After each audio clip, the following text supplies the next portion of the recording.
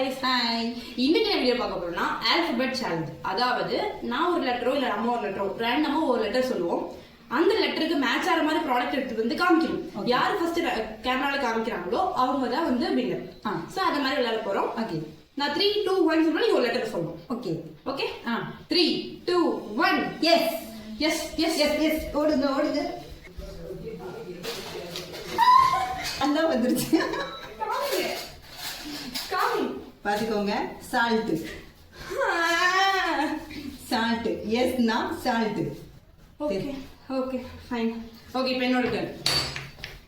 Okay 2 1 W W W W W W W நான் கண்டுபிடிச்சிட்டேன்.